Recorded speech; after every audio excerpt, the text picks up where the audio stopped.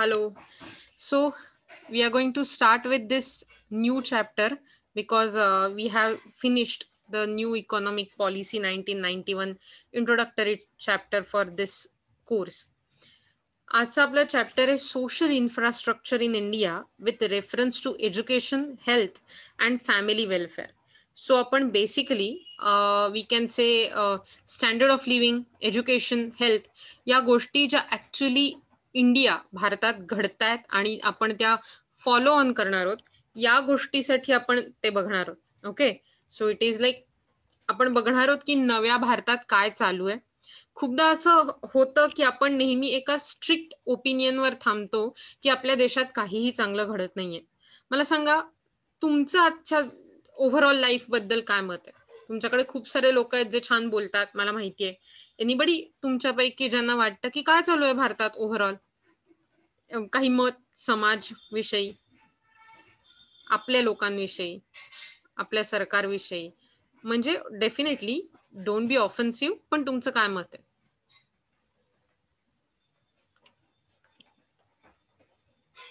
खरंच काहीच नाही?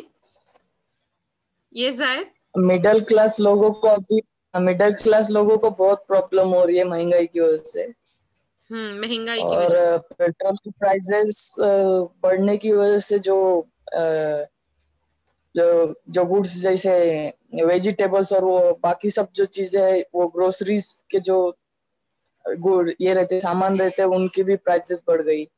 और जो ऑयल रेगुलरली हम खाना बनाने के लिए यूज करते हैं, उनकी भी प्राइस कुछ 50% हाई हो गई है अब तक. 25 से 50% कुछ हाई हो गई. जो कब से बोल 100 रहे हो? रुपीज मतलब का आप कौन से ऑयल, टाइम हाँ, से कंपेयर कर रहे हो ये? अभी कुछ 1.5 साल में लेट मी टेल यू दिस. एक तो महंगाई 120 के 150 अब हो गए हाँ, प्राइस. 120 की 150, राइट. लेट मी हाँ. Tail you this. डेफिनेटली जायद, आप जो बोल रहे हो ना वो बहुत ही सही है. आणि कोणाला काही बोलायचं याविषयी? आणखीन एक इन्फ्लेशन विषयी जायद बोलला. आणखीन कोणी काही इतर विषयांवर बोलणार आहे? रिअली तुम्ही फक्त माझं ऐकायला जमता? That's not a very good thing. Okay, let me tell you. पहले तो जायद जो बोल रहे थे उनके बारे में, ओके, कि डेफिनेटली देयर इज इन्फ्लेशन. बहुत ज्यादा प्राइजेस बढ़ रही है, उसके हिसाब से अपने खर्चे भी बढ़ रहे हैं, राइट. खर्चा क्यों बढ़ रहा है? क्योंकि हमारी चीजें, हमारी डिमांड, मांगे बढ़ रही है. उसके साथ साथ ओवरऑल कंट्री की मांगे भी बढ़ रही है. ओके, हमने पेट्रोल के प्राइस को लास्ट सेमेस्टर में डिस्कस किया था, लेकिन क्या हमें ये पता है कि ये पेट्रोल के प्राइसेस जो एक्स्ट्रा हो रही है, definitely that's a bad thing, that's a very serious thing. लेकिन ऑन द अदर साइड ये जो प्राइस कलेक्ट हो रही है वो गवर्नमेंट के अपने खुद के पॉकेट में नहीं, तो कंट्री के ट्रेजरी में, मतलब देशाच्या तिजोरीत, ओके, वो जा रही है, राइट. तो ये सब चीजों का आप देख सकते हो. इतने हॉस्पिटल्स खड़े करना इतने छोटे समय में, हमारा मुफ्त वैक्सीनेशन करवाना, ये सब बहुत सारी चीज है जो कंट्री के गवर्नमेंट को करनी पड़ती है. Here as a government, I am not talking about any political party. I'm not talking about BJP, I'm not talking about Congress, I'm not talking about any other party. I'm talking about the responsibilities of the government, and they try to fund, like trying to get enough funds for those responsibilities. So definitely मला माहिती आहे आपण प्रचंड कठीण काळातून जातोय, आणि तसं असताना सरकारला अत्यंत स्किलफुली, गव्हर्नमेंटला म्हणून स्किलफुली पैसे कलेक्ट करायला लागतात, सो दॅट योग्य प्रमाणावर सगळ्या गोष्टी मिळतील. अदरवाईज एकेका वॅक्सिनच्या डोसची किंमत 900 रुपये, जे तुम्हाला मला परवडण्याच्या खूप बाहेरच आहे, बरोबर ना? आणि म्हणून जेव्हा आपण असं म्हणतो की आपण हळूहळू एका मोठ्या जगाचा भाग होतोय, because after new economic policy 1991 we started opening our economy. आणि आज आपली इकॉनॉमी तुम्ही बघता, आपण FDI साठी, म्हणजे फॉरेन डायरेक्ट इन्व्हेस्टमेंटसाठी आपली इकॉनॉमी प्रचंड मोठ्या प्रमाणावर उघडलेली आहे. आपला मोठ्या प्रमाणावर इंटरनॅशनल ट्रेड सुरू आहे, इंटरनॅशनल डिप्लोमसीच्या केसेस चालू आहे, आणि याच्या अकॉर्डिंगली भारत सुद्धा जास्त जास्त ग्रो करतोय. पण ज्या नॉर्मल ग्राउंड लेव्हलच्या समस्या आहेत, ज्या ग्राउंड लेव्हलची चॅलेंजेस आहेत, ती फेस करायला आपण अजूनही तयार नाही आहोत. आणि त्याचा बेसिक प्रॉब्लेम हा आहे की जितकं आपलं सेंट्रल गव्हर्नमेंट ह्याच्यासाठी जबाबदार असतं, तितकंच आपलं लोकल गव्हर्नमेंट याच्यासाठी जबाबदार असतं. Do you know about local governance किंवा local government? I am not talking about state government, राज्याचं सरकार असं नाही म्हणते मी, लोकल गव्हर्नन्स इन्स्टिट्यूशन्स बद्दल बोलते मी. Do you know about them? Gram panchayat ma'am. Very good. Nagar panchayat. Yes, त्याला लोकल गव्हर्नन्स इन्स्टिट्यूशन असं म्हणतात. Okay. 73rd and 72nd amendment in our constitution has given. Yes. So gram panchayat आणि हे अतिशय आपल्याकडे फक्त पॉलिटिक्स खेळलं जातं जर तुम्ही बघितलं तर. याच्या अकॉर्डिंगली आपल्याकडे मात्र खूप जास्त काम झालं पाहिजे. मी तुम्हाला एक मजा सांगते. एक अशी city, if I am not wrong, it's Amsterdam. या सिटीचा मेयर निवडायचा होता. तर मेयर निवडताना आपल्याकडे काय होतं, कुठल्या तरी पॉलिटिकल पार्टीचे 2-4 पॉलिटिकल पार्टीचे लोक येतात, त्यांचं फॉर्म भरतात. त्यांना कोणाचं शिक्षण आहे का, त्यांना काही येतंय का, काही माहिती आहे का, काहीही एकमेकांशी काही संबंध नसतो. फक्त फॉर्म भरायचा आणि उभं राहायचं. ओके. आणि आपण त्यांना असं ठरवतो की ओके, माझ्या घरचे, मी या पार्टीचा माणूस आहे, मग मी या पार्टीला वोट देणार. माझ्या घरचे हे या पार्टीचे आहेत, तर मी त्या पार्टीला वोट देणार. ओके. अशा प्रकारे बेसिकली आपल्याकडे बेसिक मतदान होतं. पण तिकडे मात्र काय झालं, त्यांनी पेपरमध्ये जाहिरात दिली. ओके. दरवेळीच असं होतं, म्हणजे आजच नवीन नाही, त्यांनी पेपरमध्ये जाहिरात दिली आणि असं सांगितलं की आपल्याला सिटीचा मेयर निवडायचा आहे. मेयर म्हणजे महापौर. ओके. आपल्याला सिटीचा मेयर निवडायचा आहे. So let's do it. की ज्यांना ज्यांना असं वाटतं की ते सिटीचे हे प्रॉब्लेम्स दिलेत, त्यांनी एक लिस्ट काढली होती. Health related problem, economy related problem, job related problem, हे प्रॉब्लेम सॉल्व्ह करू शकतात. आणि त्यांच्याकडे तसं अकॅडमिक प्रोफिशियन्सीचं सर्टिफिकेट आहे, म्हणजे शिक्षण घेतल्याचं, 10वी-12वी नाही, त्या पर्टिक्युलर प्रॉब्लेम मधलं शिक्षण घेतल्याचं. त्यांनी या पदासाठी तुम्ही एनरोल व्हा. आता त्यावेळी समजा त्या सिटीला हेल्थ रिलेटेड जास्त प्रॉब्लेम होते, तर बेसिकली डॉक्टर लोक जास्त अप्लाय करायचे, कारण त्यांना माहित होतं फील्डला काय कामाची गरज आहे. ओके. आणि अशा प्रकारे मग त्यांनी मग ज्यांनी अप्लाय केलंय त्यांचा इंटरव्ह्यू होऊन मग वोटिंग व्हायचं. आणि वोटिंग झाल्यावरती, ओके, वोटिंग झाल्यावरती त्यांनी पुढच्या वर्षात काय काम केलंय, दिलेल्या लिस्ट मधली किती कामं झाली आहेत, याचं ऑडिट व्हायचं. आणि जर समजा ते ऑडिट अजूनही होतं, आणि जर समजा ते ऑडिटमध्ये त्यांनी काही सर्टन गोष्टी केल्यात आणि फुलफिल केल्यात असं जर दिसून आलं, त्यांची प्रगती समाधानकारक असेल, तरच त्यांना पुढच्या वर्षी परत काम करायची संधी दिली जायची, नाही तर परत निवडणुका व्हायच्या.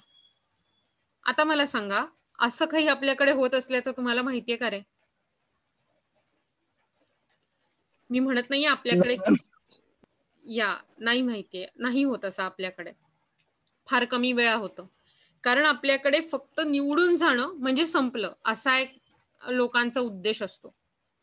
सो ह्या सगळ्या, म्हणजे जेव्हा आपण सेंट्रल गव्हर्नमेंटला, राज्य सरकारला शिव्या घालत असतो, तेव्हा पहिली चूक आपली असते की आपण चुकीच्या लोकांना लोकल गव्हर्नन्ससाठी मे बी निवडून दिलं. ते काम करत नाहीये, त्यांच्यावर राज्य सरकारचा अंकुश नाहीये, मे बी त्यांच्यावर अंकुश ठेवायला केंद्र सरकार कमी पडतंय, पण आपणही कमी पडतोय. आणि म्हणून असा विचार करा की तुमच्या पुस्तकामध्ये गव्हर्नमेंटने कोणत्या कोणत्या स्कीम्स सगळ्या लोकांसाठी दिल्यात, education related, health related, infrastructure आणि क्वालिटी ऑफ लाईफ हे इम्प्रूव्ह करण्यासाठी, याबद्दलची माहिती आहे. हा लेसन झाल्यावर तुम्ही मला सांगा की यातल्या किती गोष्टींची माहिती तुम्हाला आधी होती आणि त्या तुम्ही ऑप्ट करू शकता. आणि मला असं वाटेल की तुम्ही हा लेसन झाल्यावरती तुम्हाला अनेक नव्या योजना समजून येतील, ज्याचा फायदा आम्ही सगळे मिळून घेऊ शकतो. Okay. So rather than feeling की अरे नुसतं थिअरॉटिकल लेसन आहे, याच्यात आपण काय करू शकतो याचा आपण विचार करूया. So are you with me? Should we start? Yes ma'am. Good. So be with me. तुम्हाला कुठलीही शंका असेल तर मला विचारा. सो मार्केट लेड इकॉनॉमी म्हणजे आपण 1991 नंतर जेव्हा इकॉनॉमी ओपन केली, सो त्याच्यामुळे गव्हर्नमेंट पेक्षा मार्केटचं इकॉनॉमीवर वर्चस्व जास्त होतं. त्यामुळे market led economy provided informal jobs and less security. So जेव्हा अशा प्रकारच्या इकॉनॉमीमध्ये जॉब्स दिले जातात, हे जॉब्स लेस सिक्युरिटी म्हणजे परमनंट नसतात, टेम्पररी जॉब्स असतात, इनफॉर्मल असतात. Government began to reduce the subsidy to support the social sector. आणि गव्हर्नमेंटने जशी इकॉनॉमी ओपन होत गेली, प्रायव्हेटायझेशन होत गेलं, तसं तसं हळूहळू सोशल सेक्टरवरचं त्यांचं जे सबसिडी देण्याचं प्रमाण आहे ते कमी केलं. कारण तुम्हाला माहिती आहे, आपण बघितलं होतं, सबसिडी देऊ नका असं इंटरनॅशनल मॉनिटरी फंडने आपल्याला सुचवलेलं होतं जेव्हा लोन दिलं होतं तेव्हा, बरोबर. Thus, in order to provide safety net to the Indian population and to make growth inclusive, the government India legislation, to make the growth inclusive, the government of India legislation like Natural Rural Employment Guarantee Act 2005, that is NREGA. Okay, natural nahi, it's a national. Then Right to Education 2008, various health and education program to increase human development. थोडक्यात human development improve करण्यासाठी हे वेगवेगळ्या प्रकारचे acts pass करण्यात आले, ज्याने एक सिस्टीमला सोशल सिक्युरिटी मिळेल. सोशल सिक्युरिटी काय आहे आपण ऑलरेडी बघितलं होतं मला वाटतं, आणि नसेल बघितलं तर बघणार, don't worry. So social security काय आहे, त्याच्या अकॉर्डिंगली कोणत्या कोणत्या प्रकारच्या हेल्थ रिलेटेड गरजा आहेत का, त्या कोणत्या राईटने फुलफिल करता येतील, कोणते ऍक्ट त्याच्यासाठी लागणार आहेत, गव्हर्नमेंटने काय केलं पाहिजे हे. Okay. In 2000, the United Nations came up with the Millennium Development Goals with the measurable targets. So 2000 मध्ये युनायटेड नेशन्स, तुम्हाला सगळ्यांनाच माहिती आहे, संयुक्त राष्ट्र संघटना. ओके, भारतही याचा मेंबर आहे ऑब्व्हियसली. तर युनायटेड नेशन्सनी मिलेनियम डेव्हलपमेंट गोल्स म्हणजे 15 वर्षात या नवीन सेंचुरीमध्ये कोणती गोल्स आपण टार्गेट अचीव केलं पाहिजे, कोणती गोल्स अचीव केली पाहिजेत आणि ती अचीव करण्यासाठी कशी मेजरमेंट असली पाहिजेत हे सांगितलं. आणि these goals targeted food security, nutrition, gender equality, eradication of poverty among the goals. म्हणजे असा विचार करा, या गोल्समध्ये काय काय होतं. फूड सिक्युरिटी, अन्न सुरक्षा, न्यूट्रिशन म्हणजे आपण जास्त पोषण, जेंडर इक्वॅलिटी म्हणजे स्त्री पुरुष समानता, and then eradication of poverty म्हणजे गरिबी हटाव. आणि ह्या सगळ्या गोल्स मधून आपण 15 वर्ष चेक केलं की आपण कुठपर्यंत पोहोचलोय. आणि आज ही 15 वर्ष झाल्यानंतर 2015ला ह्या गोल्सची लिमिट संपली. ती लिमिट पुढे सस्टेनेबल डेव्हलपमेंट गोल्स नावाच्या एका अजेंड्याखाली ही गोल्स वाढवण्यात आली. आज अशी 17 गोल्स आपल्या समाजात ऍक्टिव्हेट आहेत, जी युनायटेड नेशन्सनी आपल्या अख्ख्या देशाला दिली आहेत, आपल्या अख्ख्या जगाला दिली आहेत. ही 17 गोल्स आपल्याला पुढच्या 15 वर्षात म्हणजे 2030 पर्यंत 2030 पर्यंत कम्प्लीट करायचे. We need to achieve this goals by 2030. They involve many things आणि त्याच्याबद्दल आपण पुढच्या लेसन मध्ये शिकणार आहोत. ओके, सध्या रिगार्डिंग इंडिया आपण कोणकोणत्या प्रकारचं सोशल इन्फ्रास्ट्रक्चर वापरतो, कोणत्या प्रकारच्या सोयी सुविधा आहेत हे बघणार आहोत. सोशल इन्फ्रास्ट्रक्चर म्हणजे काय? बेसिकली इन्फ्रास्ट्रक्चर म्हणजे रोड्स किंवा मोठ्या प्रकारची स्ट्रक्चर्स जी तुम्हाला ट्रान्सपोर्टेशन, देवाणघेवाण याच्यासाठी मदत करते. Whereas social infrastructure refers to the investment in the areas of education, healthcare, family welfare in order to enhance the socio-economic development of the country. लक्षात ठेवा, मोठे प्रश्न आले तर पहिला प्रश्न असा असू शकतो, define social infrastructure in India and explain blah blah blah, पुढे जे काही असेल तर. सो सोशल इन्फ्रास्ट्रक्चर म्हणजे देशाच्या जेव्हा एज्युकेशन म्हणजे शिक्षण, हेल्थकेअर आपल्याला माहिती आहे, आरोग्य, फैमिली वेलफेयर म्हणजे कुटुंब कल्याण, ये 3 सेक्टर में जब इन्वेस्टमेंट होता है सो दैट हमारा डेवलपमेंट बढ़े, समाज का, हमारे इकोनॉमी का, सोशो इकोनॉमिक डेवलपमेंट, तो इसे सोशल इंफ्रास्ट्रक्चर बोलते हैं. Okay, in the context it plays very important role in improving people's lifestyle through improved education, skills and employability. So लोकांची लाईफस्टाईल, त्यांचं स्टँडर्ड ऑफ लिव्हिंग इम्प्रूव्ह करणं कशाच्या माध्यमातून? त्यांचं एज्युकेशन इम्प्रूव्ह करून, त्यांच्याकडे असलेली स्किल्स इम्प्रूव्ह करून, त्यांच्याकडे जी एम्प्लॉयबिलिटी आहे म्हणजे नोकरी करण्यासाठी लागणारी स्किल्स, त्यांची नोकरी करण्यासाठी लागणारी लेबर पॉवर ती वाढवून. ह्या सगळ्या गोष्टीतून सोशल इन्फ्रास्ट्रक्चर डेव्हलप होतं, इम्प्रूव्ह होत जातं.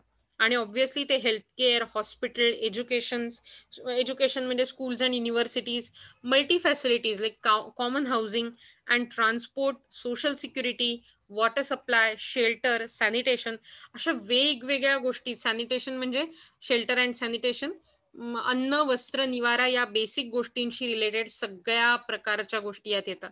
Okay, the term social infrastructure refers to the factors and facility that contribute to the human capital formation and human development. म्हणजे ह्युमन डेव्हलपमेंटसाठी ज्या प्रकारच्या फॅक्टर्स किंवा फॅसिलिटीज लागतात त्यामध्ये जेव्हा कॉन्ट्रीब्युशन केलं जातं देशाकडून, तेव्हा त्याला सोशल इन्फ्रास्ट्रक्चरमध्ये इन्व्हेस्टमेंट असं म्हटलं जातं. ओके, या युनिव्हर्सल फॅसिलिटीज आहेत which lead to the community development, targeted facilities that cater to the all age group and to those with the special needs, that is SCs, STs, OBCs, etc. Okay, मला वाटतं तुम्ही तुमच्या SY ला FC मध्ये foundation course मध्ये already शिकला आहात SC, ST, OBCs, women and child rights बद्दल, बरोबर. So the importance of social infrastructure is to promote human development. म्हणजे माणसाची ओव्हरऑल डेव्हलपमेंट वाढावी, कारण एका माणसाची वाढली तर असं करता करता अख्ख्या समाजाची वाढेल, अख्ख्या समाजाची वाढली तर देशाची वाढेल, आणि देशाची वाढली तर अख्ख्या जगाची वाढेल. हा विचार करता सोशल इन्फ्रास्ट्रक्चर अतिशय इम्पॉर्टंट असतं, कारण त्यामुळे ह्युमन डेव्हलपमेंट प्रमोट होते. Human development is not possible without social infrastructure. आणि ह्युमन डेव्हलपमेंटसाठी सोशल इन्फ्रास्ट्रक्चर म्हणजे एज्युकेशन, हेल्थ केअर आणि फॅमिली वेलफेअरमध्ये इन्व्हेस्टमेंट असणं अतिशय गरजेचं असतं. आणि तुमच्याकडे कशा प्रकारे ह्युमन डेव्हलपमेंट होतीये हे मेजर करण्यासाठी ह्युमन डेव्हलपमेंट इंडेक्स डेव्हलप केलेला आहे. कोणता इंडेक्स म्हटलं मी? Human development index. सांगा बरं मला कोणता index? Human development index. Very good. So human development index काय असतो की तुम्ही या 3 सेक्टरमध्ये ज्या मी तुम्हाला सांगितलं त्यात किती मोठी कामगिरी केली आहे तुमच्या देशाने हे मोजण्याचं परिमाण. हे कोणी डेव्हलप केलंय? डॉक्टर मेहबूब उल हक आणि professor Amartya Sen. Okay, doctor Mahbub ul Haq आणि प्रोफेसर अमर्त्य सेन त्यांनी काय केलं? They use the United Nation development is as a composite statistic of age expectancy म्हणजे लाईफ एक्सपेक्टन्सी, तुम्ही किती वर्ष ॲव्हरेज जगाल एका देशात राहून. दुसरं गोष्ट म्हणजे एज्युकेशन, आणि तिसरी गोष्ट म्हणजे पर कॅपिटा इन्कम. या 3 गोष्टींचा वापर करून किंवा 3 इंडिकेटर्सचा वापर करून त्यांनी ह्युमन डेव्हलप इंडेक्स शोधला. India rank 131 among 188 countries in HDI with the data of 624. म्हणजे भारताला 131वी रँक मिळाली, टोटल 188 कंट्रीज होत्या त्यांच्यापैकी. ओके, म्हणजे बघा आपण किती मागे होत आणि आपल्याला किती पुढे जायचंय. This represents a moderate human development level. Thus, investment in social infrastructure is very crucial to improve human development in India in the following manner. म्हणजे कुठल्या कुठल्या प्रकारे आपण सोशल इन्फ्रास्ट्रक्चर इम्प्रूव्ह करू शकतो. कारण जर समजा सोशल इन्फ्रास्ट्रक्चर इम्प्रूव्ह झालं तरच ह्युमन डेव्हलपमेंट होणार आहे, आणि ह्युमन डेव्हलपमेंट वाढली तर ओव्हरऑल देशाची डेव्हलपमेंट होऊन आपला ह्युमन डेव्हलपमेंट इंडेक्स इम्प्रूव्ह होईल, बरोबर. कोणत्या कोणत्या प्रकारे? Efficient resource utilisation. आपल्याकडे जे कोणते रिसोर्सेस अवेलेबल आहेत त्यांचं अतिशय चांगल्या प्रकारे नियोजन करणं, चांगल्या प्रकारे डिस्ट्रीब्युशन करणं आणि अतिशय मॅक्झिमम त्यांच्यातलं युटिलायझेशन म्हणजे यूज करणं, to improve the skills for employability, to improve character, आणि ओव्हरऑल आपण विचार करू शकतो that is called efficient resource utilisation. Second point is productive efficiency. Human resources are productive when they are healthy. Hence, provision of adequate and basic social infrastructure like safe drinking water, sanitation, disease control system, family welfare services, nutritious food will reduce mortality rate among infants and mother and increase life expectancy. So, तुमच्या life expectancy म्हणजे असा विचार करा की जर समजा life expectancy 65 असेल तर ऑन ॲन ॲव्हरेज भारतातले लोक 65 वर्ष जगतील हे सांगणारा इंडेक्स याला लाईफ एक्सपेक्टन्सी असं म्हणतात. मॉर्टॅलिटी रेट इन्फंट मधला, म्हणजे जेव्हा बाळ जन्माला येतं तेव्हा जर त्याची डेथ झाली, which is a very sad thing, तर अशी किती डेथ होतात पर 1000 इन इंडिया, याला इन्फंट मॉर्टॅलिटी रेट म्हणतात. नंतर मॅटर्नल मॉर्टॅलिटी रेट म्हणजे जेव्हा बर्थ झाली एखाद्या बेबीची, छोट्या बाळाची, तर त्याच्यानंतर जर समजा आईची डेथ झाली, आई दगावली, then it is called maternal mortality. आणि हे सगळं होऊ नये, लाईफ एक्सपेक्टन्सी इम्प्रूव्ह व्हावी, आपला maternal mortality rate, infant mortality rate, नंतर निओनेटल मोर्टॅलिटी रेट, असे वेगवेगळे प्रकारचे रेट असतात, ते सुधारावेत, म्हणजे आपल्याकडे कमीत कमी डेथ्स व्हाव्यात. याच्यासाठी एफिशियंट होणं गरजेचं असतं. त्यासाठी काय काय गरजेचं असतं? आपल्याला प्यायला स्वच्छ पाणी हवं, बरोबर. सॅनिटेशन म्हणजे स्वच्छता हवी. सॅनिटेशन बद्दल गेल्या वर्षात आपण इतकं ऐकलंय, बरोबर. इव्हन सांडपाण्याची व्यवस्था हवी.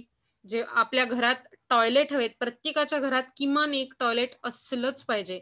बाकी घरात टीव्ही नसेल चालेल, फ्रीज नसेल चालेल, पण टॉयलेट असलंच पाहिजे. डिसीज कंट्रोल सिस्टीम म्हणजे रोगप्रतिकारक क्षमता वाढवणाऱ्या आणि डिसीज कंट्रोल, म्हणजे आता बघा, आता जर समजा एकाला कोविड झाला तर भराभर पसरत जातो, बरोबर की नाही. तर तसं न होता तो कंट्रोलमध्ये कसं ठेवता येईल अशी सिस्टीम असली पाहिजे. फॅमिली वेलफेअर सर्व्हिसेस म्हणजे कुटुंब कल्याण सेवा याही असल्या पाहिजेत. आणि न्यूट्रिशियस फूड म्हणजे अतिशय हेल्दी असं फूड. आणि ह्या अतिशय मिनिमम गरजा आहेत जर तुम्ही बघितलं तर. इथे मी असं म्हटलं का प्रत्येकाला गोव्याला जाऊन पिकनिक करता आली पाहिजे? नाही, पण अतिशय गरजेच्या गोष्टींनी एफिशियन्सी वाढवली पाहिजे. ओके. तर थर्ड पॉइंट, कशासाठी सोशल इन्फ्रास्ट्रक्चर गरजेचं आहे आणि कसं ते होऊ शकतं? We need better standard of living. जर समजा सोशल इन्फ्रास्ट्रक्चर डेव्हलप झालं तर एज्युकेशन इम्प्रूव्ह होईल, बरोबर, शिक्षण इम्प्रूव्ह होईल, हेल्थकेअर सिस्टीम म्हणजे आरोग्य सेवा इम्प्रूव्ह होतील, प्रत्येकाचं कुटुंबाचं कल्याण होईल आणि त्यामुळे बेटर स्टँडर्ड ऑफ लिव्हिंग अर्थात जगण्याची जी क्वालिटी आहे ती वाढेल लोकांची. आपोआपच लोकांना त्यांच्या जगण्याबद्दल इन्फॉर्म्ड चॉईस करता येतील.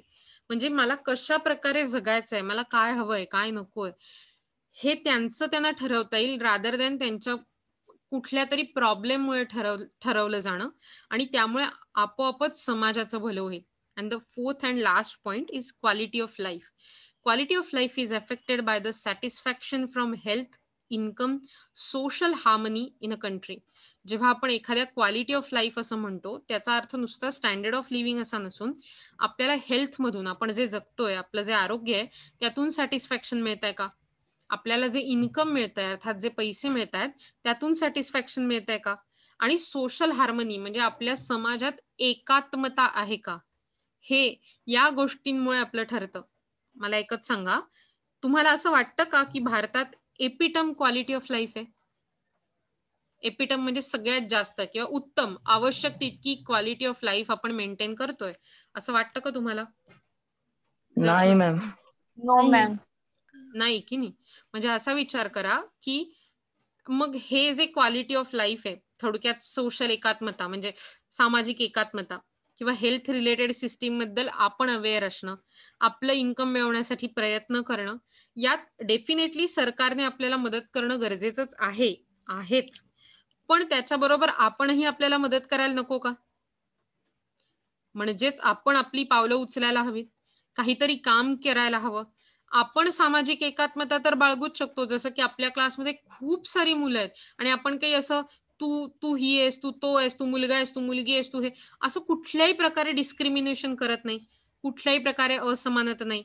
मग जशी आपल्या क्लासमध्ये ती असमानता नाही, तशीच आपल्या आजूबाजूला, समाजात, आपल्या आसपासच्या लोकांमध्ये पण ती नसणंच अपेक्षित आहे की नाही. हा विचार करणं, नुसतंच थिअरी शिकणं, पेपरमध्ये उत्तर लिहिणं, याच्यापेक्षा हा विचार करणं गरजेचं आहे. ओके. कारण आज तुम्ही टीवायचं शिकताय, याच्यानंतर तुम्हाला कदाचित कोणी पेपर लिहायला सांगणार नाही टीवाय झाल्यावरती, पण तुम्हाला हे प्रश्न तुमच्या लाईफमध्ये नेहमी पडणार आहेत विदाऊट पेपर, आणि ते सोडवल्याबद्दल कदाचित तुम्हाला मार्कही मिळणार नाहीयेत, पण ते सोडवले नाहीत तर आपलं लाईफ मात्र प्रचंड हार्ड होऊन जाणार आहे. Okay. So with that note आपण बघूया की भारतात एज्युकेशन सिस्टीम काय आहे. Okay. If I am not wrong, माझ्याकडे एक just a minute. Okay. Thank you so much. So 86th Amendment Act of the Constitution of India has given directive to have every child educated in between 6 to 14 years. It's a fundamental right. After that, National Policy on Education in 1986 and 1992 identified that every person needs education to remove disparity from the society and to improve the disadvantaged population. The new policy, National Policy on Education, was drafted in 2016 and was presented in 2016 and presented in 2017 by the Ministry of Human Resources and Development. And according to that, we have some features and new schemes which we will be discussing. But I guess we will be discussing it later on.